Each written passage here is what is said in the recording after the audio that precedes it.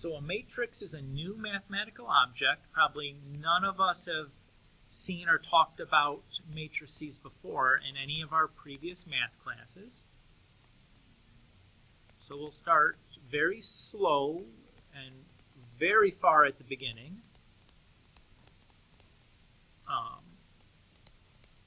So that nobody feels left behind. And today is going to be mostly really kind of basic things.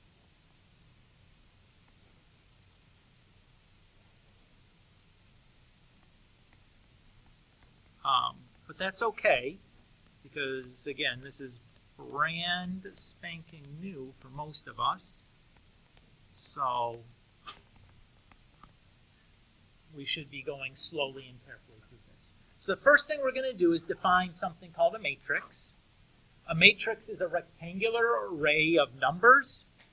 And really, they don't always have to be numbers. They could be other mathematical objects also, like variables or some other things that are beyond the scope of this course. But in general, in this course, your matrix will contain variables or numbers. So what is this going to look like on a sheet of paper? You're going to use these square brackets, and then we'll write down kind of the numbers that are contained inside of this matrix. So this is what a matrix might look like on your sheet of paper. Typically, we give our matrices a name. The convention for naming these things is we use the capital letters. So I would call this matrix A. And if I look at matrix A, I notice that this is basically split up into rows and columns, right? How many rows do we see in this matrix? There's 2 rows. So rows go left and right. So 1 row, 2 row. And how many columns do we see? We see 3 columns. Columns go up and down. Everybody's okay with that? So when we say a rectangular array, we mean something that's just divided up into rows and columns, like this. Okay with that idea? Okay. So if we wanted to describe the location of one of these numbers inside of this matrix, we could do that by describing what row it's in and what column it's in, right? So for example, if I wanted to talk about this number, -5, well, since we've called this matrix big A, I'm going to call the places inside the matrix little a's. And because this is in the first row and second column, I'll call it A with a subscript 1, 2.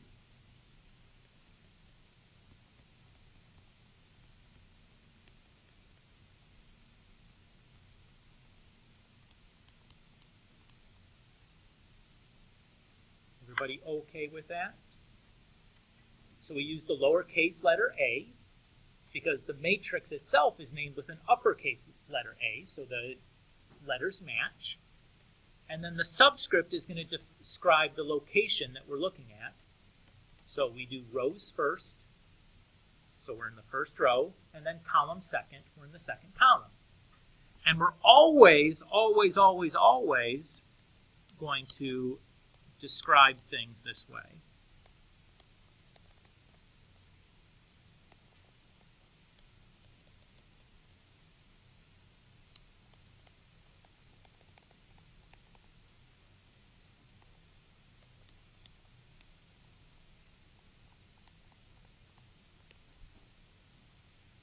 So we're always going to write the row first and the column second when we do anything involving a matrix.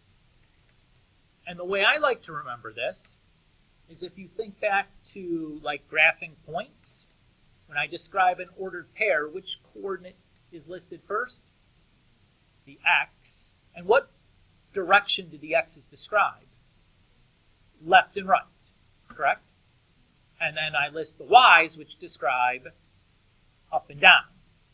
Rows go left and right, and columns go up up and down. So row first, column second is just like x first, y second when we're graphing a point, right? So same kind of convention where we're going to do the left and right stuff and then the up and down stuff. So that's usually, I think, the easiest way to kind of remember that. Okay, so what if I asked you what A23 is? What would A23 be? It would be 2, because we're in the second row and the third column. Everybody okay with that idea? What if I asked you for A33? What would we say this is? Would not say 0, right? The only 0 is at A22. There isn't one. So this question really doesn't make any sense, right? So you'd write like does not exist or something, which is different than 0. 0 is a number. Oops.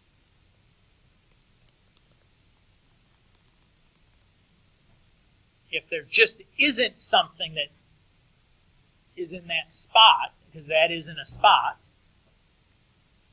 then you just say like doesn't exist, right? Is everybody okay with that idea? So again, doesn't exist is different than 0. So everybody okay with kind of how we describe a matrix and the different parts of a matrix? Okay. So nothing too complicated yet. We've just kind of defined what this thing called a matrix is and how to talk about the different numbers inside of it. What we'll do next is we're going to define a adjective that we can use to describe a matrix.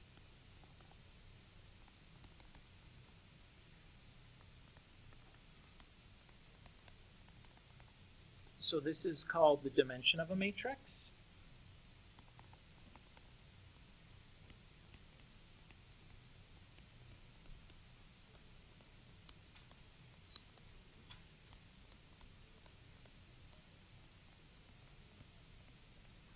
So the dimension of a matrix, basically what you're doing is you're describing the shape. Just like you might describe like the dimensions of a room. You might say this room is 10 feet by 15 feet, right? If we describe the dimension of a matrix, we might say it's this many rows by that many rows, or columns, excuse me.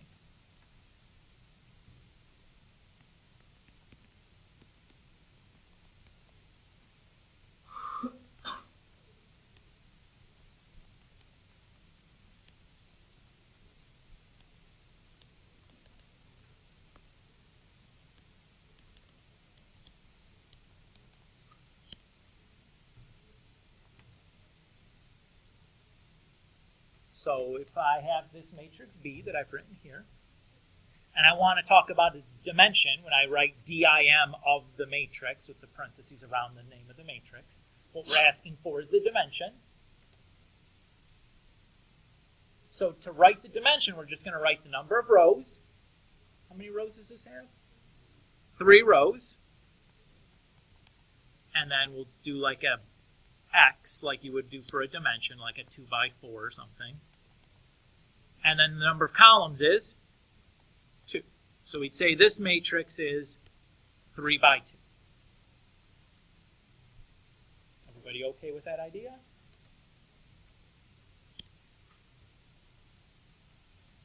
Again, not too terribly difficult, right? Not very complicated. It just, you got to know the definition. So a special case happens if the number of rows is equal to the number of columns.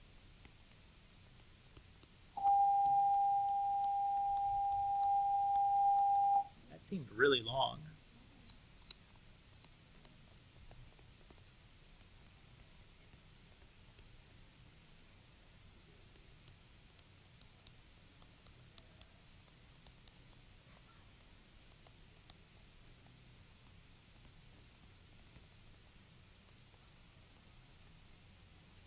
So if the number of rows is the same as the number of columns, we're going to call that guy a square matrix.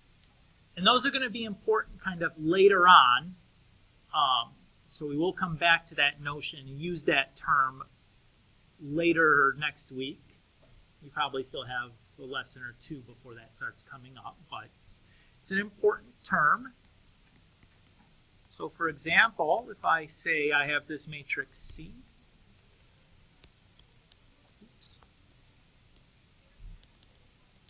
what would we say the dimension of C is? It's 2 by 2. So what can we say about C? It's a square matrix.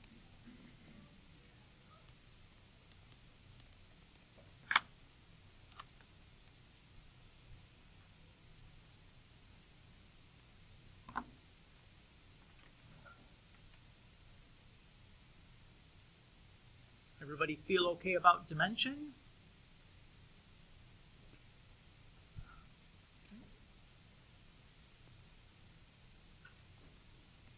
Now we're going to start defining some operations, some things that we can do with matrices. So the first operation we're going to define is addition.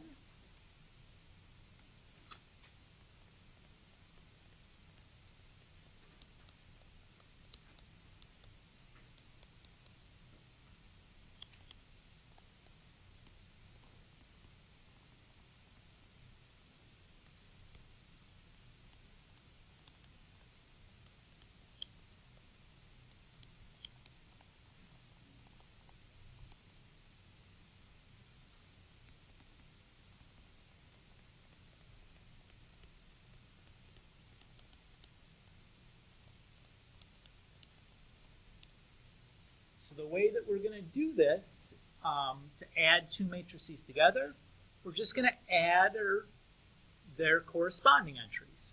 And the same thing for subtraction. So this is like a words definition. And oftentimes, like, that's nice, but maybe isn't as kind of informal or informative or intuitive as like a symbolic definition. So I'm going to do that also. So let's say we want to do matrix A, and I'm just going to write a 2 by 2 matrix, for example, because to do this super generally for any matrix is kind of a pain and doesn't add a lot of extra insight.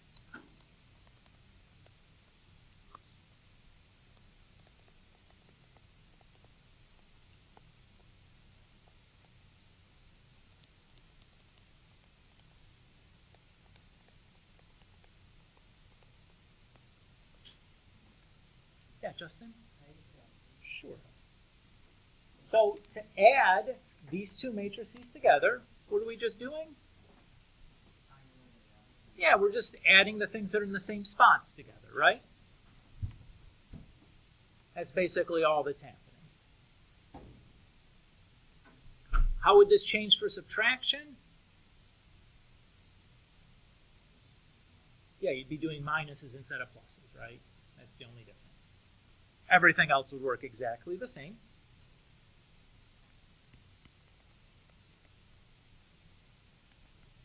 So we've seen a word definition and a symbolic definition. Probably wouldn't reasonably really understand what's going on until we do a numeric example. So let's say we wanted to add these two matrices together.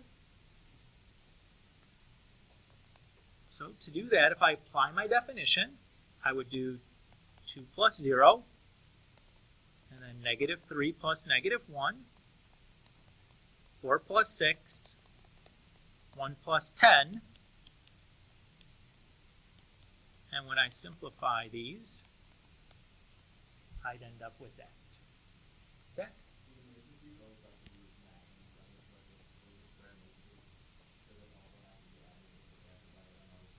So that's an interesting question. That's going to be my next example. So we're going to explore that right now. So you're right on the right train of thought. So that is the next intuitive question that we ask. So Zach asks, what if I add, or I'm trying to add two things together that look like this.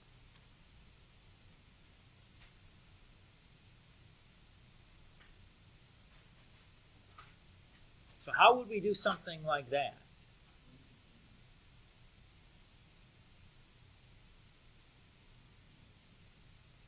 So what's the issue with this? There's nothing that we can add these guys with, right? So what are we going to do here? We do not just exclude them. That is what we do. This is going to be undefined. So this is a problem that we cannot do. So if the matrices are not, or do not have the same dimension, we're not going to be able to add them together. So just as a little review, what's the dimension of this first matrix? That's 2 by 2. And the dimension of the second matrix is 2 by 3. And so what our conclusion is that matrix addition or subtraction is only defined when the dimension of A is equal to the dimension of B. So I can only do addition and subtraction if the matrices have the exact same dimension. Okay with that idea? If they don't have the exact same dimension, we just write undefined and move on about our day. So, good question, Zach. You're right on with the obvious, like that's the next obvious question after the first example. Like, oh, it works really nice when everything has the same dimension. What do we do if it doesn't have the same dimension? You don't do it. So it's maybe the best possible answer, right? Okay? Everybody feel okay about adding and subtracting two matrices? Do we need to do any subtraction ones? From a numeric standpoint, it works exactly the same. We're just subtracting. Like, I don't think we probably need to. We're probably good. Okay. So the next operation we're going to talk about is called scalar multiplication. There's actually two kinds of multiplication that we can do with matrices. Today we're only going to talk about scalar multiplication. Next time we meet, we'll start talking about matrix multiplication. But I've used this word scalar now a couple of times, and probably none of us have heard this term before, so let's start by just defining what we mean by scalar.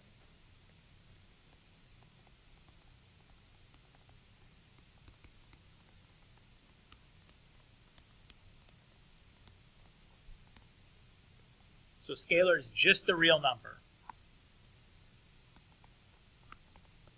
The big takeaway here is that it's not a matrix. So a matrix times a matrix is something else. We have to deal with that separately. But a matrix times a number, that's what we're talking about right now.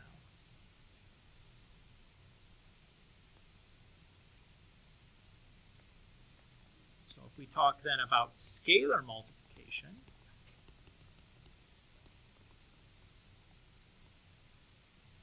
this is the product of a scalar and a matrix. To do that multiplication, we multiply the scalar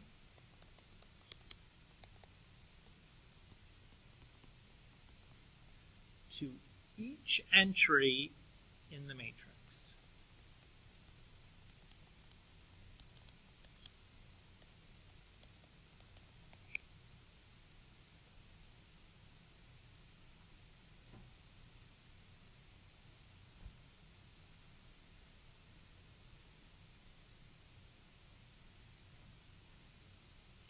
And just like before, this is a definition all in words.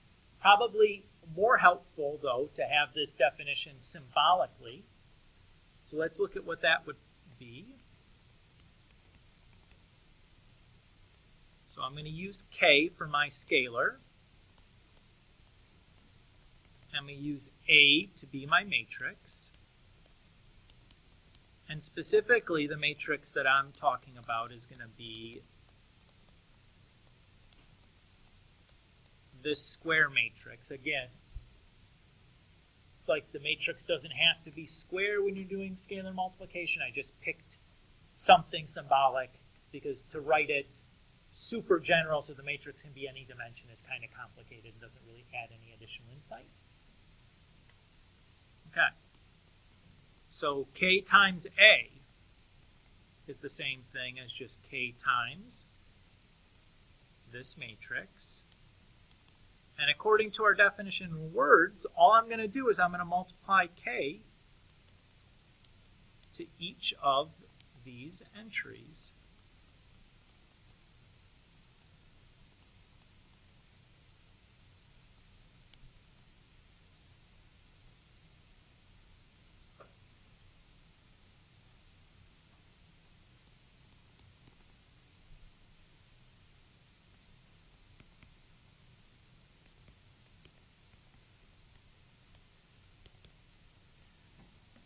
So if I want to do 2 times this matrix, according to our definition,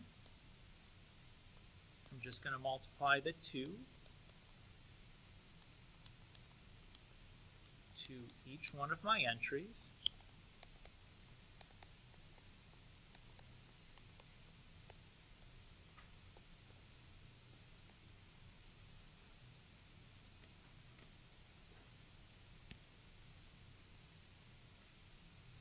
Gives me this. What do you guys think about this? This is also pretty easy to do, right?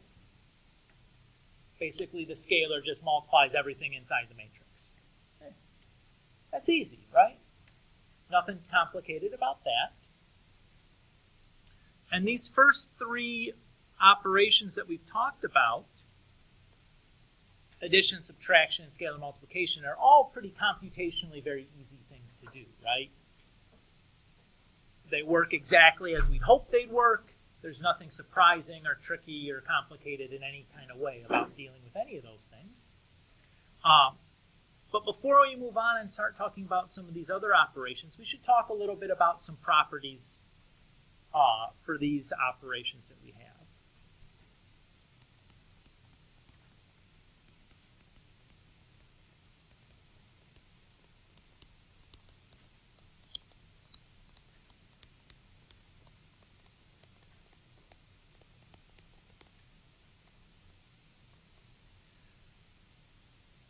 So the first thing that I want to ask or look at,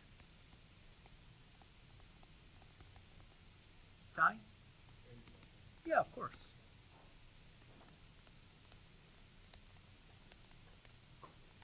Is we want to ask whether matrix addition is commutative. So when we say commutative, what do we really mean?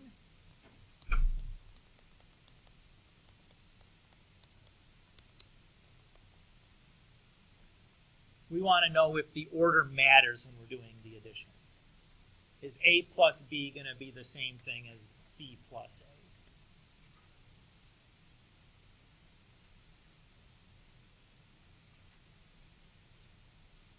What do you guys think there?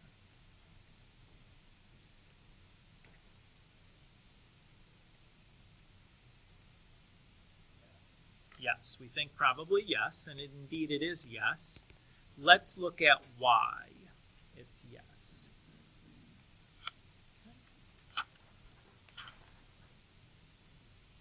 So to prove this, this is kind of what we would do. Is if we want to prove that this equation is true, what I'm going to do is I'm going to figure out what the left-hand side is. So A plus B would be something like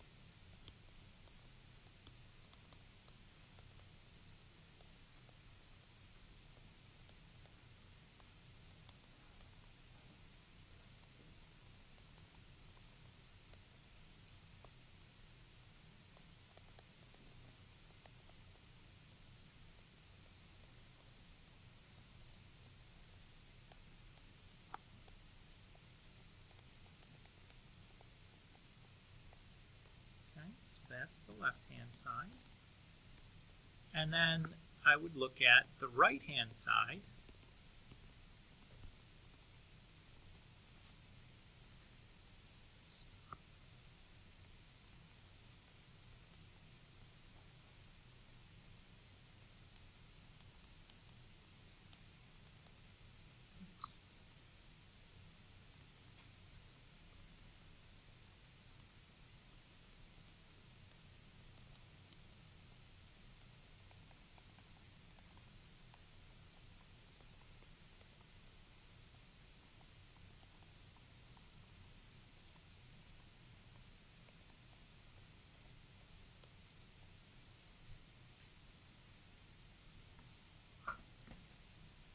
Yes, Nancy? Sure.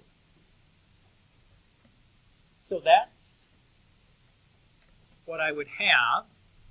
So what I can say is then,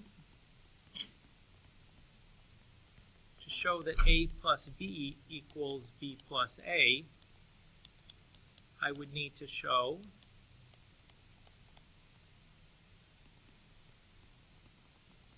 that this matrix is equal to that matrix. That would be the same, or that would do it, right?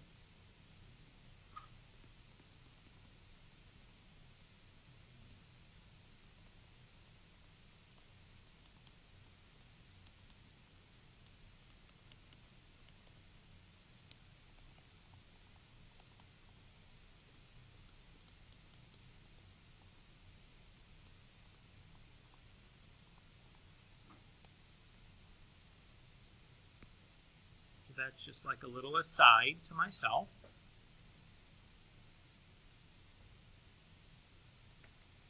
So what this boils down to then is we need to understand what it means for two matrices to be equal.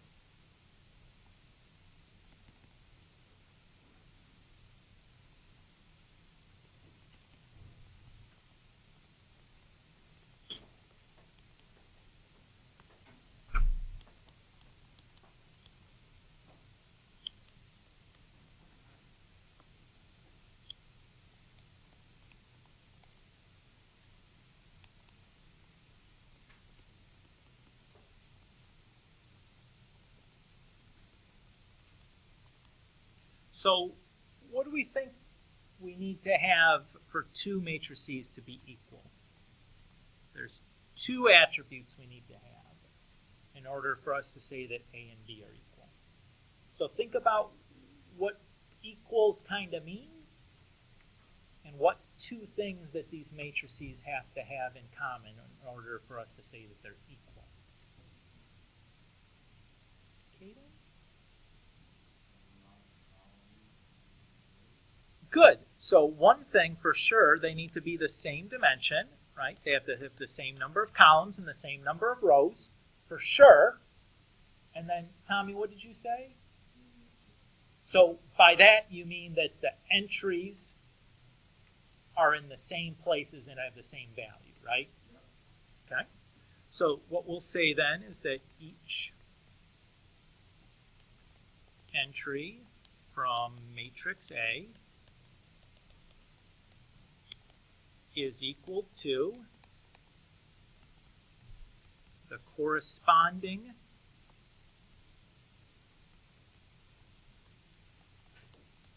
entry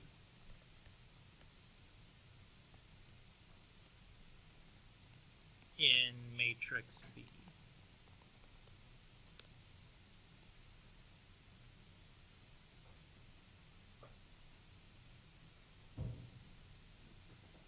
Okay? So that's what we mean for two things to be equal.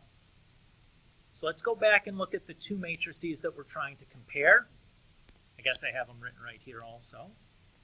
So if I look at these two matrices, do they have the same dimension? Definitely, right?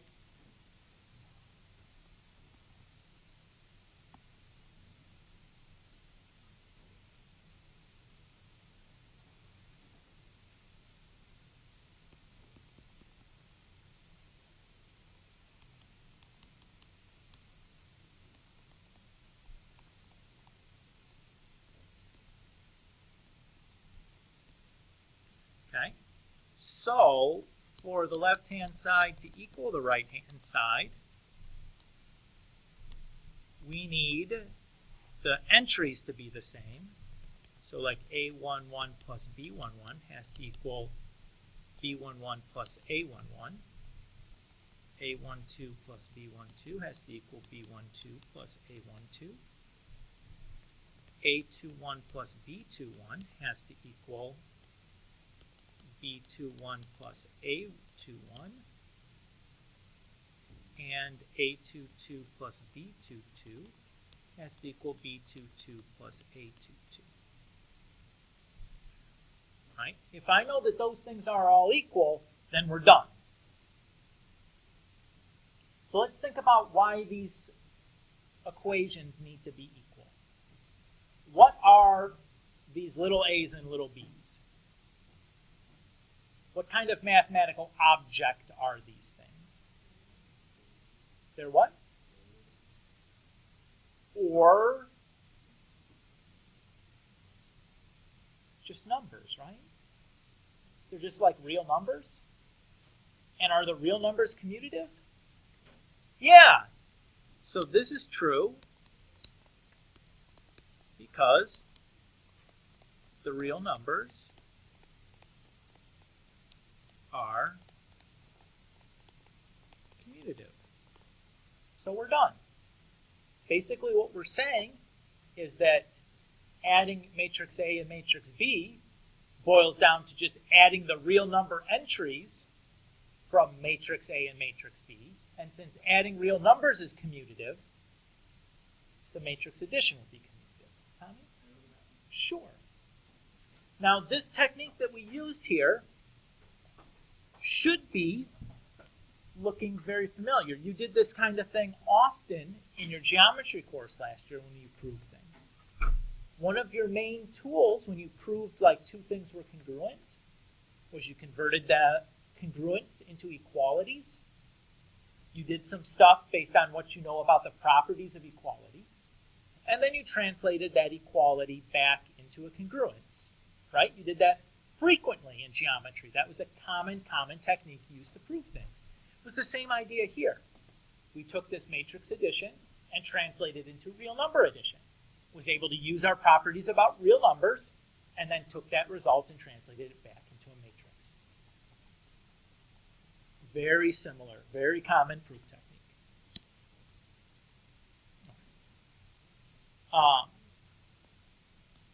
The next thing we're going to ask, or the next property we're going to worry about, is what is the additive identity for matrix addition?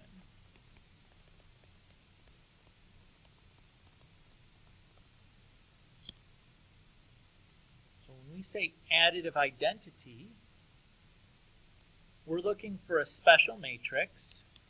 I'm going to call it question mark, that when I add A and question mark, I just get A.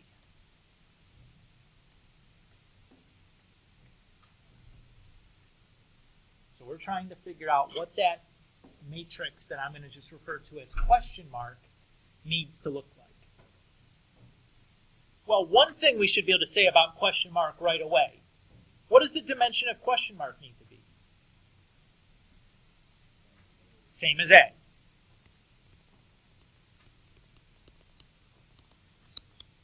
I know that because if I'm able to add them together, that has to be the case, right?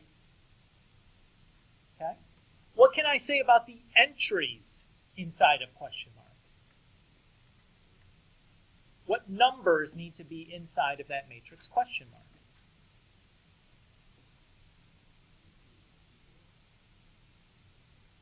Okay, so Caden says they have to equal 0, which is exactly the right idea. So imagine we have, that's our matrix A.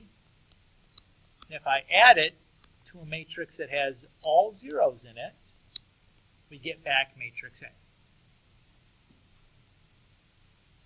So we can say that question mark is a matrix where each entry is 0.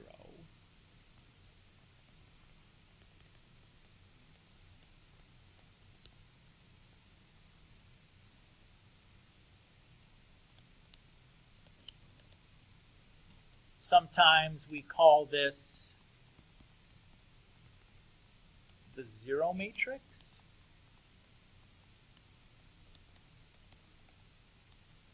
In addition to calling it the additive identity, we could also call it the zero matrix. Those two terms might get used interchangeably. And then a little bit of notation here. So we're going to give this matrix a special symbol.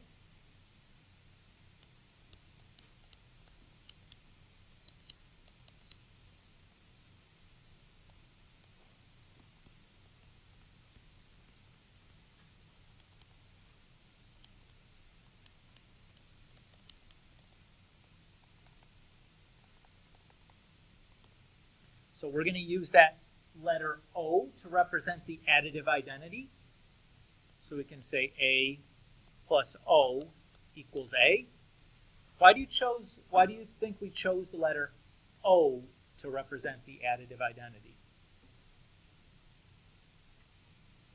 Because it looks like a 0, and it's acting just like the number 0 does, right? As a little aside, right here we're showing matrix addition, right? We haven't specified the dimensions on A and O, so this would only be true if the dimensions of A and O are the same. One way we can clarify that is we can write a little subscript by the A's and the O's to show that they have the same dimension. So if you see a little subscript next to the matrix, that's just indicating what the dimension of that matrix is, if it might be important. So in general, we use like n by m to represent a matrix of any size. We'll use like 2 variables to represent the number of rows and columns. But the fact is that each of these 3 would have the same dimension, right? That's the takeaway.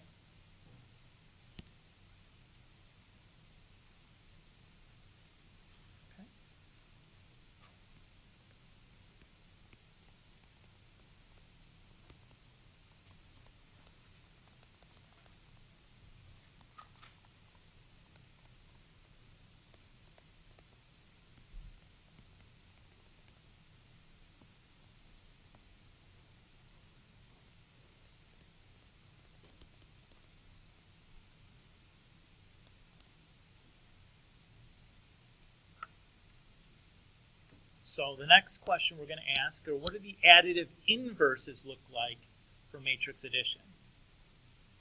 When we say additive inverses, what we're talking about is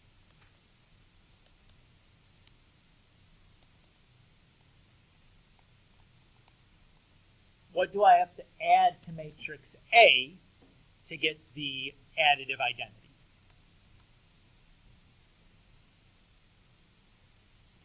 So right away we should be able to say something about this matrix that I'm going to call question mark. What can we say about this matrix question mark?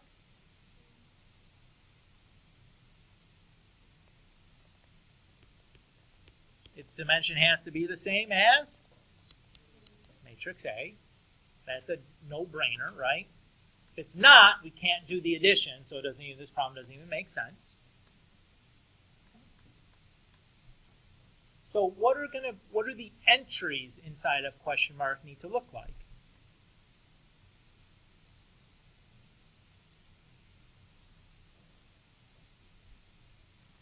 What was that, Zach? The opposite sign as the corresponding entry in A, right? That's exactly right.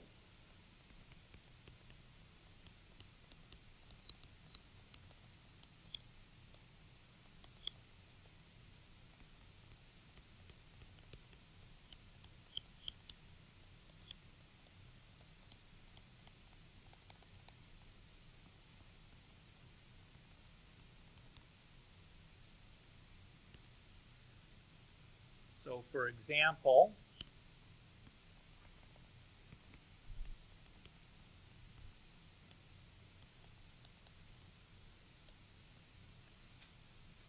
would the additive inverse look like for the matrix 2, negative 1, 0, 5?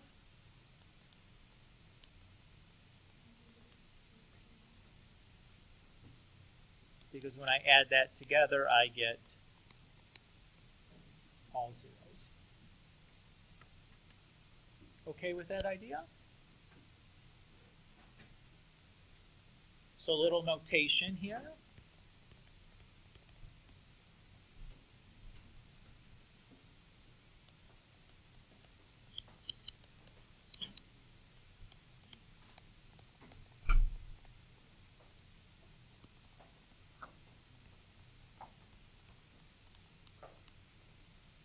So, how do you think we're going to write the symbol for the additive inverse of A? What do you think we would use here? What would make sense to use?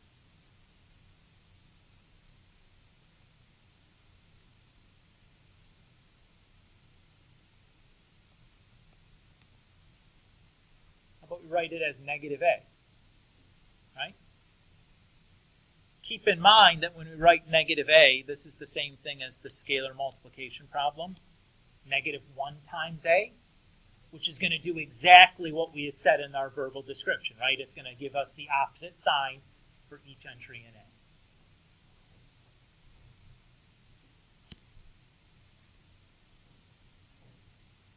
How are we doing so far? It's okay? Again, we haven't done much. We've just kind of talked about some properties to help us get used to thinking about things as matrices rather than just like a number or a variable or something.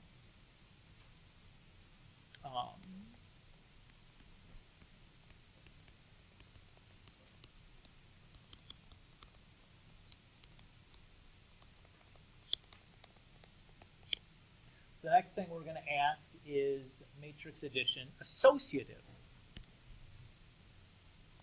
When we say associative, hi Claire. Good.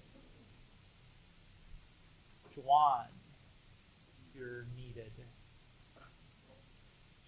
When we say associative,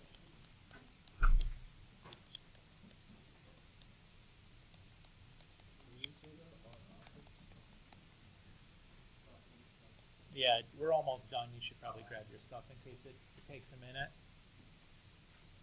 Save you a trip. So when we say associative, basically it means if I'm adding three things together, the order that I add those things, or which pair of things I add first doesn't matter. What do we think? Is this going to be true? Yes, it is. How would I prove this? Almost exactly the same way I did for commutativity, except now I have three matrices.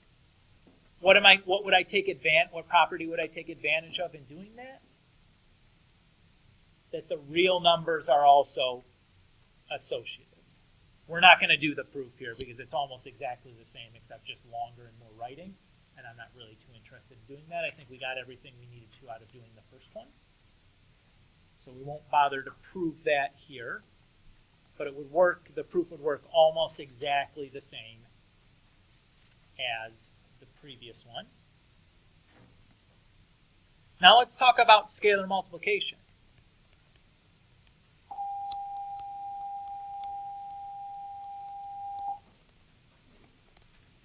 Okay, so we'll stop here.